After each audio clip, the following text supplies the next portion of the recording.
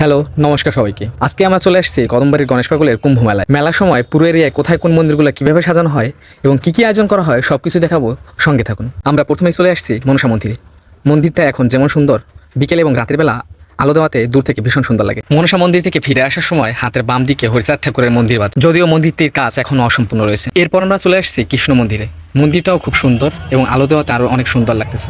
কৃষ্ণ মন্দির থেকে এখন আমরা সমাধি মন্দিরে দেখে যাব। আমাদের সামনে যে মন্দিরটা দেখতে পাচ্ছেন, এটা হচ্ছে সমাধি মন্দির। এই মন্দিরটা মূলত পাগলের সমাধির উপরে নির্মিত হয়েছে। তাছাড়া এই মন্দিরটাই মূলত এই এরিয়ার প্রধান আকর্ষণ। আপনারা যারা এখানে আসছেন অবশ্যই এই মন্দিরটার পাশে বসছেন। এরপর আমরা যাবো শিব মন্দিরে। মন্দিরটা অনেক পুরনো, শিবরাত্রিতে এখানে অনেক মানুষের সমাগম হয়ে থাকে। আমরা এখন যেখানে দাঁড়িয়ে আছি সেটা হচ্ছে নাট মন্দির, যেখানে বছরের একটা সময় নাম কীর্তনের আয়োজন করা হয়। আর নাট মন্দিরের ওই পূর্ব পাশে আরও ছোট মন্দির আছে, যেগুলো আসলে দেখার মতো। এই জায়গাটার প্রধান যে আকর্ষণ সেটা হলো তুলসী মন্দির। এই তুলসী মন্দিরটাতে ভক্তরা প্রায় প্রতিদিনই চারপাশে ঘুরে ঘুরে বিভিন্ন কিছু মানত করে থাকে। এরপর আমরা চলে গেছি মেলার ভিতরে। মেলায় কি ওঠে আর কি ওঠে না সেটা সবাই প্রায় জানেন। তো মেলায় কে আসছিলেন অবশ্যই কমেন্ট করে জানান, আর কেমন লাগলো জানাবেন।